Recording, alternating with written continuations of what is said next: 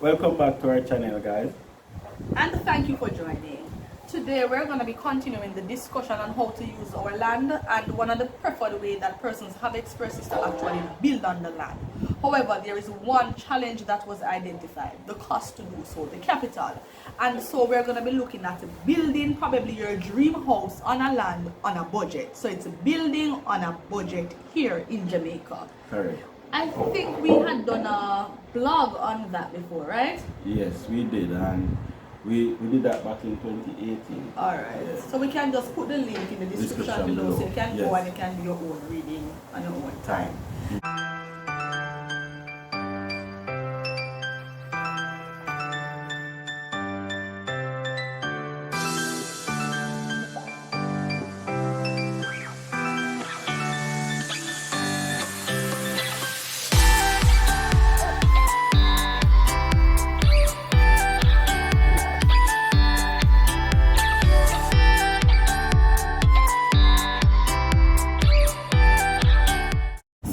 Right into the discussion now. So what's the first thing that we need to do? What if you don't have the land? Some persons say yes, they have the land already, so they want to start building. But what if you don't? How do we start that process? Well, first you have to secure the land.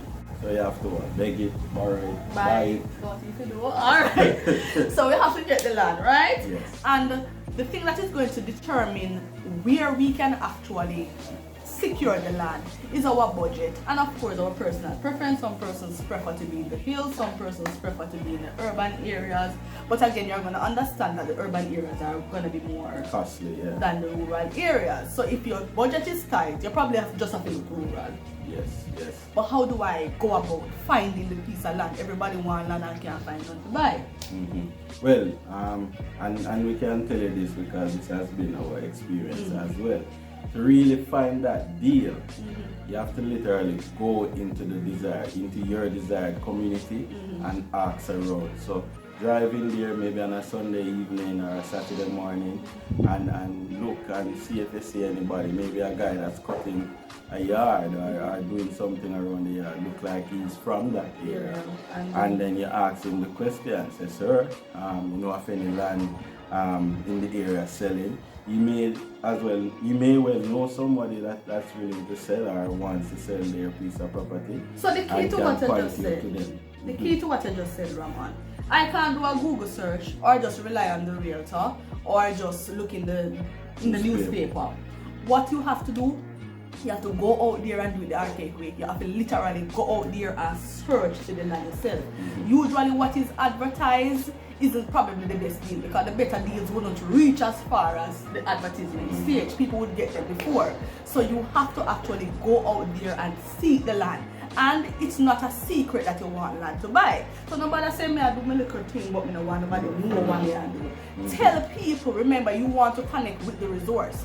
So even if you're going at a taxi, yes, say to the driver, say driver, you don't know no land I sell. And he may well be able to connect you with it. So go out there and see the land, ask the question, let everybody know that you want land to buy, let the realtor know that you want land to buy, and then you may be able to access it.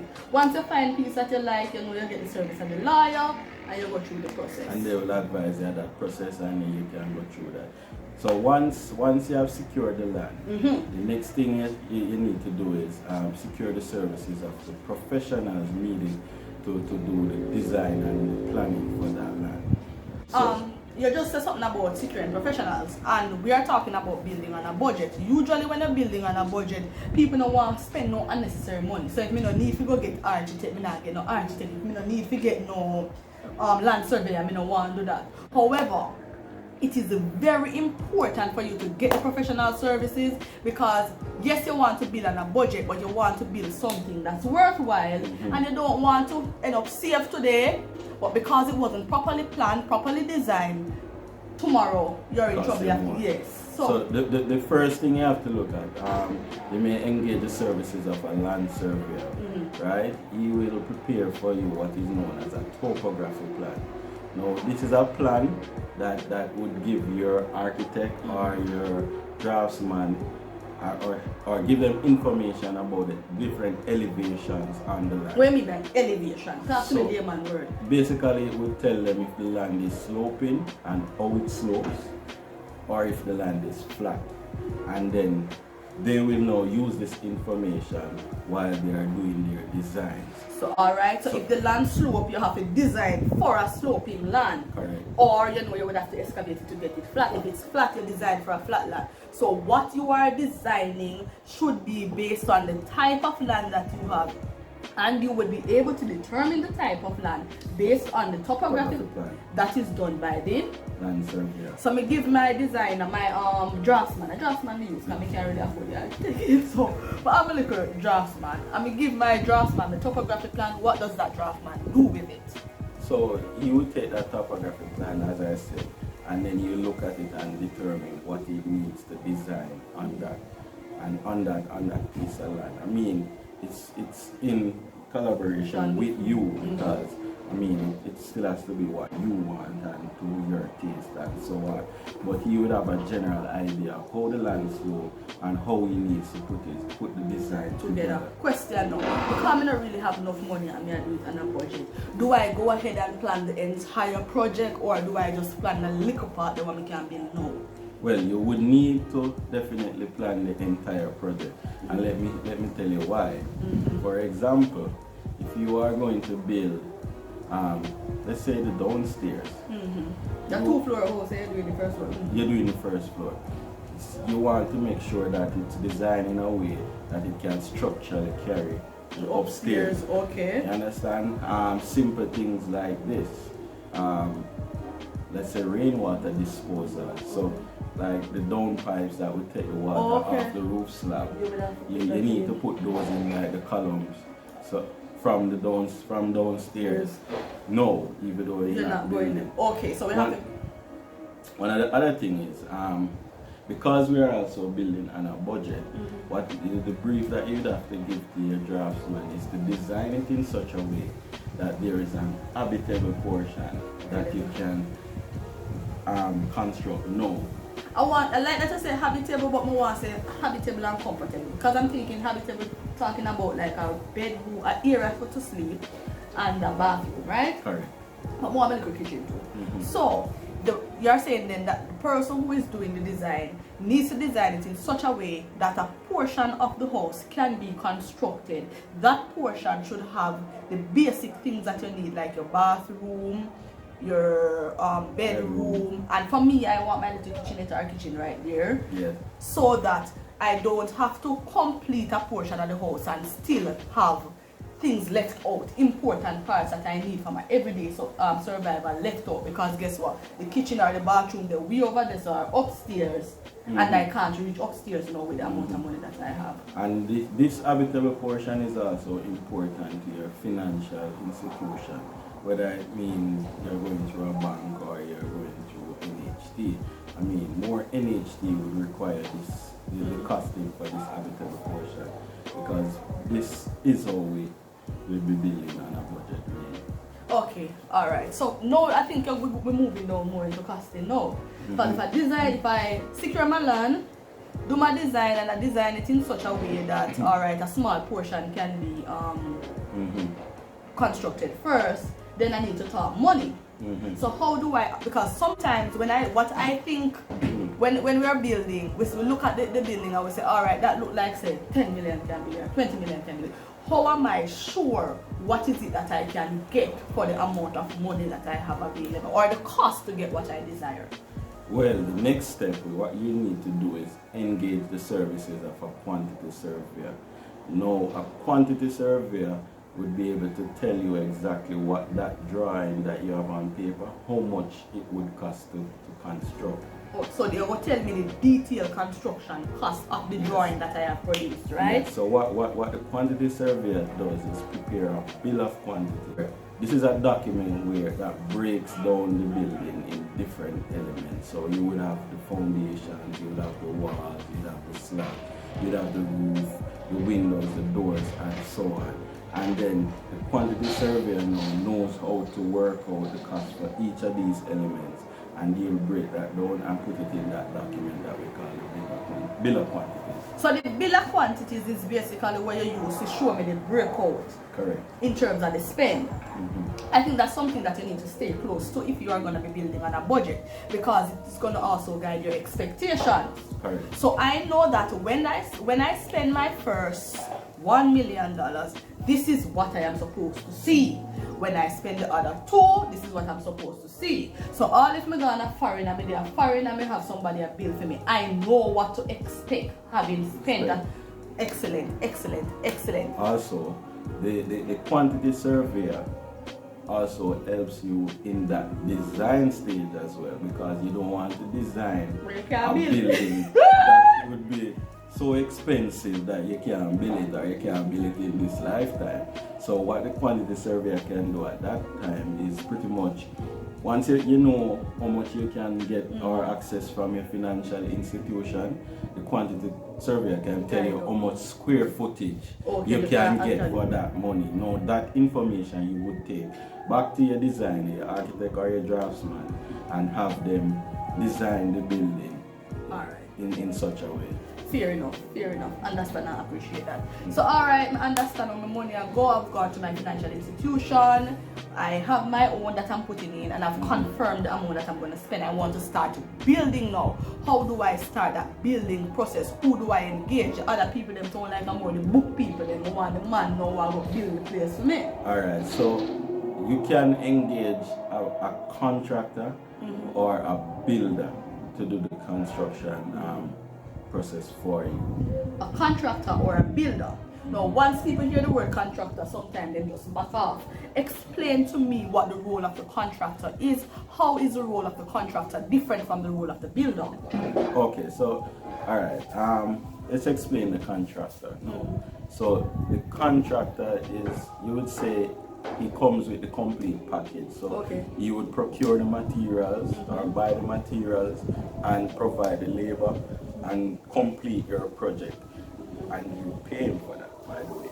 So it covers everything. Material, labor, one-stop shop. So I just sit down and watch the place I build. So if I'm studying and I want to get my home done, but I don't have the time to be physically involved in the process, I probably can just get a contractor to do it for me while I keep doing my studies, right? So he pays for everything and you pay him back. And the service of the contractor, you say, is at a cost? It's at a cost. Usually it comes in at about 10 to 30% more.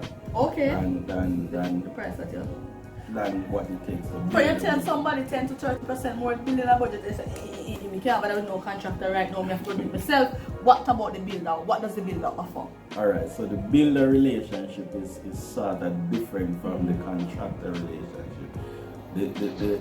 The difference is this: you have the opportunity to be more involved with the project. So what happens is the builder provides the labor for the works as well. I mean, it still comes at a cost because he's going to charge you for his time and his supervision. So it still comes at a cost. But the material aspect, that's where you get active, you get involved. So you are the one who procure your materials and ensure that it's delivered to site timely, and the builder on site has the materials to do the work. So alright, if I'm going to save some money by not using a contractor, I must be physically involved in what's happening on the site. And as I talk about being physically involved in what's happening on the site, I think it's very important that we actually stick to the budget that we created. And also stick to the scope. Stick to the scope of work, because I know that some builders, once you get them involved, they take on work that you did not assign them to do. Correct. And then that just throw the budget off. Yes. So it's important that you stick to the budget, stick to the scope of work, maintain a good relationship with them so that they can actually, if that's the preferred route for you, so that they can actually, I think probably one of the things too about the contractor though is that the accountability. Yes, so with the contractor arrangement,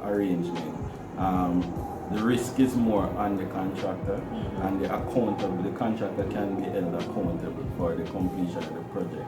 So you end up just dealing with the contractor, just one person. So you pay him and he deals with everybody else. And I should point out that there's a difference as it relates to this item that I'm going to say now with the builder relationship. For example, if the contractor wastes the material that he provides, it's his cost. But if in a builder relationship, if the material wastes, because you are the one procuring the material, you would have to buy back that. You would have to go and buy back the material that has been wasted. So this is one of the differences between those two arrangements as well. All right, awesome.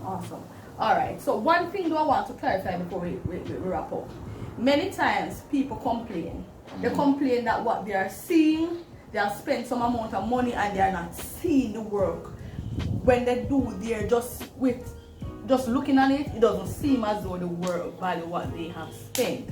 How do we actually prevent that kind of misunderstanding from happening in case it's a misunderstanding? Alright, so this is one area which I always advise my clients about, because it can be misinterpreted by a person. For example, you have spent $3 million and then when you come and look at the site, you're not seeing anything for your $3 million. How I usually explain it is like this. Easily, you can have $2 million worth of material on the ground. I mean, you may have 3 to 5 tons of steel. That's like 500,000. I get that. But sometimes the material is on the ground or in the ground. Well, or in the ground, because it depends. And you may have spent money cutting the land. Can be anywhere from 300 to 600,000. Just cutting that house part, depending on the slope of the land and so on.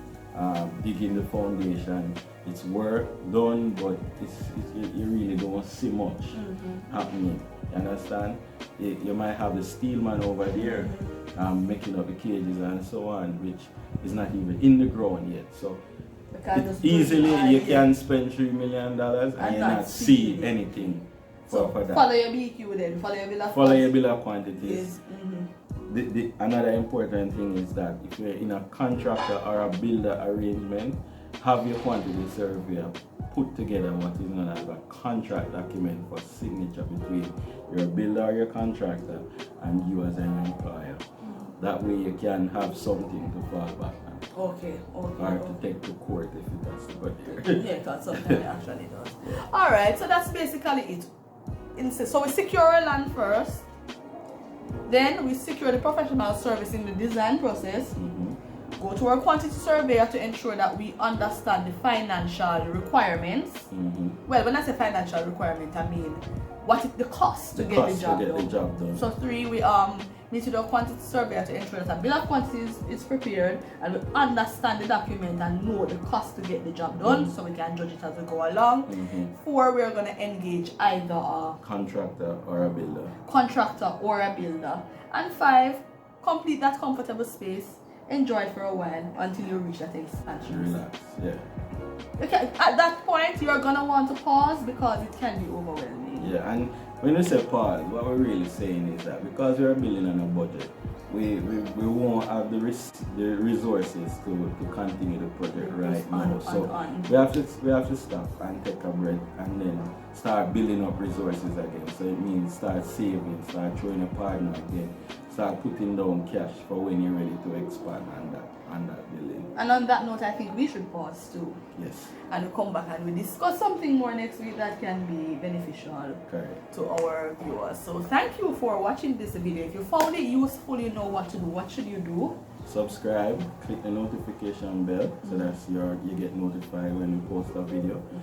Comment below, share your thoughts or what are your expectations or how you're building on a budget. And like the video and share it with your friends. Alright, we'll see you next week. See you next time. Bye.